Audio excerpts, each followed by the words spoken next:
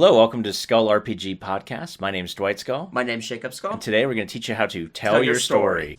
So Dwight, in the last one we talked about a known world that you're adapting, whether fiction or real.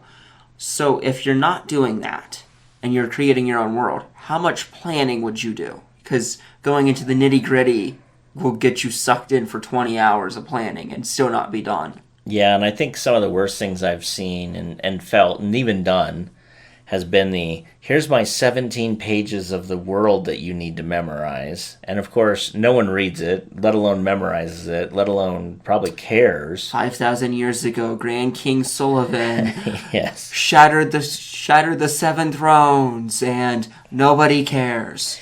Exactly. And my whole world is built upon you knowing weird bits of this information, and it's just not going to happen. And so then, of course, what happened is, and I'll just put it this way, I think Tolkien, most of Dungeons and Dragons, and thus most of RPG as a whole, like Gary Gygax, based on kind of Tolkien. And so you have Tolkien, building the Similarian so he can then have a backstory, which he can refer to in Lord of the Rings, and less so The Hobbit, but definitely Lord of the Rings, especially the first book. There's a ton of references to stuff that's only in the Similarian that wasn't even out yet. But was in his brain.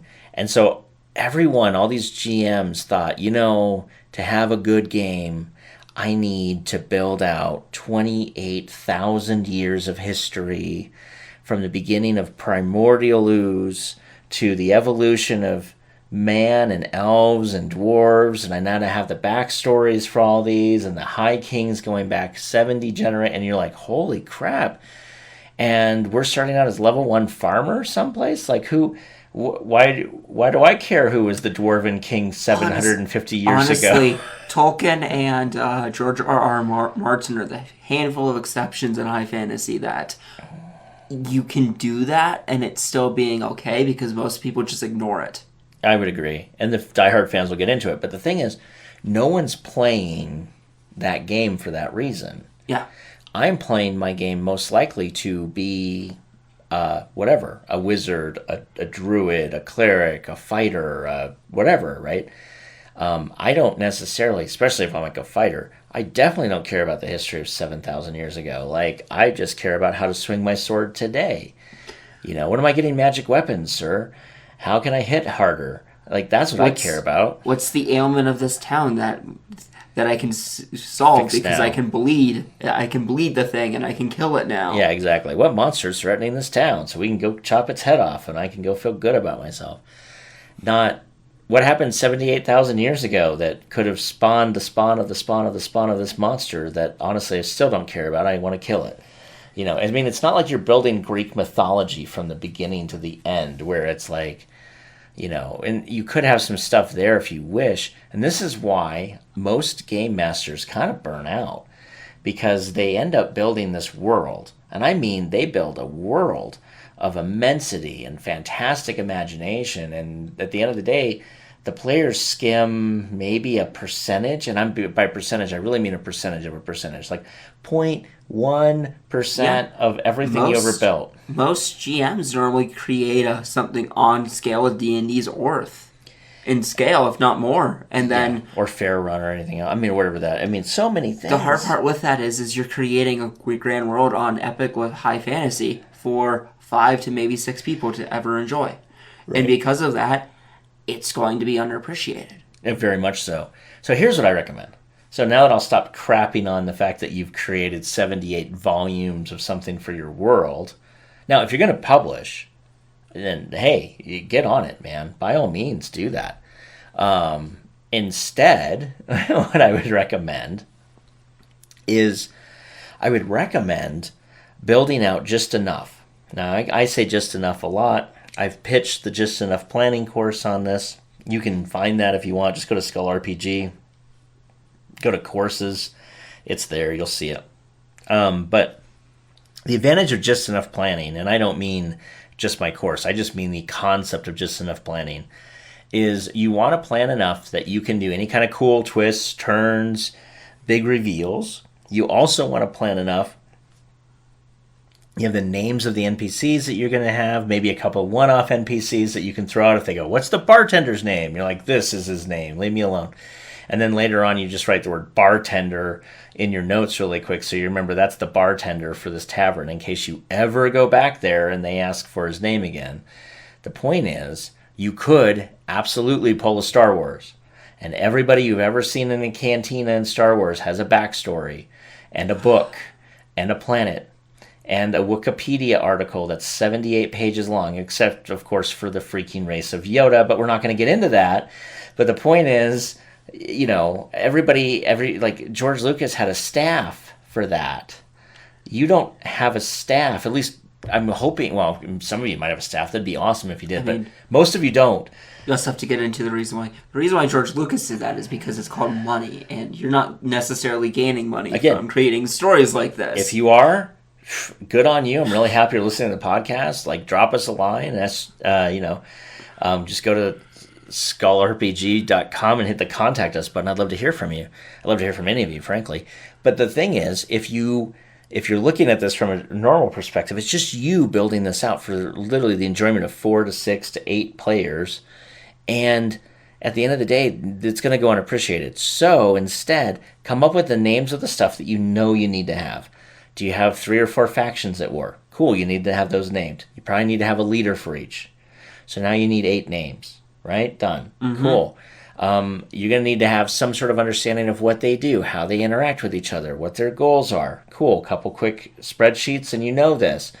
You need to know some land masses. Yep. You might need to steal a world map from somebody and adapt it. Handful of pivotal events that's going to happen during your storyline, and exactly. How would depending on how your players act, can they change small parts of that story? That's such a good thing to call out. I'm glad you did, because yeah, absolutely. The whole point of the characters is to change the world. So what are the current events that are happening that will allow them to change it? Now, if you want to do backstory, you want to do like the big twist, the big reveal, where all of a sudden the big bad used to be the big good guy. What hints are you going to sprinkle in throughout? Right. And then beyond that, if they want to go to a town in this place and you don't have a town there, and you need a map for whatever reason, yeah, just pull one up. Just grab a map. Relabel the name or use the name of the map. It's totally not a big deal. And honestly, quick foreshadowing from something 20 years ago, something 50 years ago, I literally, because this is right now when we're recording this, it's the November of 2020, and I bought the entire box series of Murder, She Wrote, like all of them.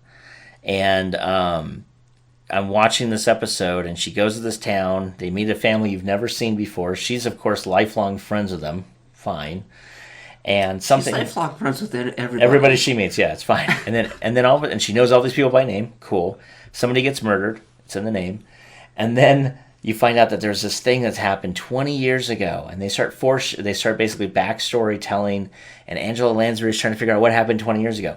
You literally could do the same thing, where if you're going to have this huge history thing that you need them that you're going to create, make them figure it out. Make it relevant to current events that actually are impacting the game, where, yeah, they need to figure out that this faction screwed this other faction 30 years ago, but in reality, it was this third faction that set the other faction up and set them to war.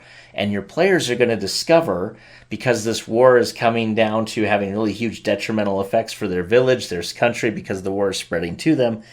They go out, they figure out that, wait, it was this third faction that's been like selling arms to both of them and making money hand over fist for the last 30 years. And the players now have a decision. Do we, A, get into the racket, make some money ourselves, B, tell both sides that this other side was messing with them, but do you have the proof to be able to do that? Will they listen to you? Are you just a pawn of the other side? Do you only tell one side so they know the truth? Do you get another, maybe there's fourth faction? You get the fourth faction involved to help you tell the other two sides of all these great questions. But instead of doing this backstory where you have two factions that are really being screwed over by a third faction and the players never find out about it, why write all that down? Yeah. So if you're going to write a huge backstory, I would say connect it intangible ways to the present and then make them discover the clues. Tie it into your plot. Tie it into them discovering this would impact the world. Right.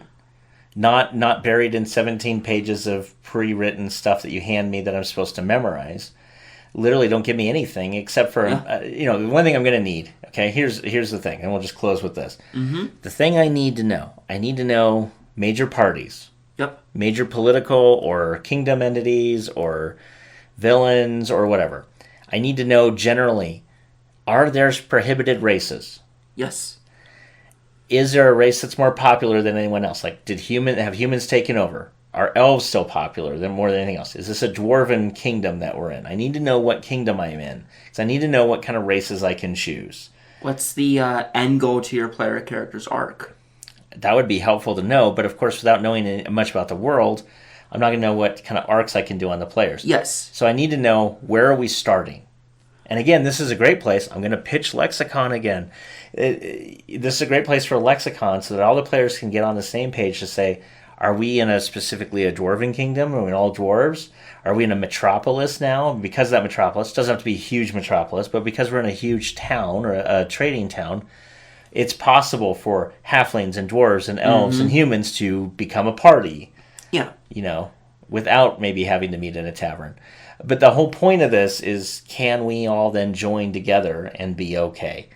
And so I need to know enough about the world as a player so I can build my character, know what I'm not supposed to be able to do, and know enough to know, there are no prohibited races, there are no prohibitive classes, and everything's fine. And we're going to be, and because of what we're fighting, I'm going to need to be everybody's going to have some sort of skills in X. Exactly. Just because of, you need to help you need, as a GM, if you're going to be throwing them into the world with all of these demons and other unholy things, they need to know that so they can spec their character accordingly, because they would be in the world to know that. Right. Or is your big bad a lich?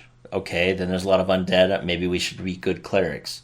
Is your big bad goblins? Okay, maybe not matter then what kind of thing is. But if I'm going to choose somebody that has a bane, then I'm going to probably go bane goblin or bane something along those lines so that I can hit them better. But if at the end of the day, and it's fine to say, well, it's like two kingdoms that are pretty diverse fighting each other. Okay, that's helpful too. So I'm not going to go take a baned weapon because it doesn't make much sense, because I'm not fighting enough of one thing to really spend the cash or whatever on the one item. In Lord of the Rings, it makes sense to have a baned goblin weapon. Makes a lot of sense. Mm-hmm. But it doesn't make much sense to have a baned goblin weapon in Game of Thrones. First of all, there's no goblins. But that's the point. I need to know, am I playing Lord of the Rings or am I playing Game of Thrones? Who are my enemies? Is it people like me? Or is it a specific race? Or is it a specific type of thing? Undead? And once I know all that, I can build my character better. Hey, thanks for listening. And for more resources, please go to skullrpg.com.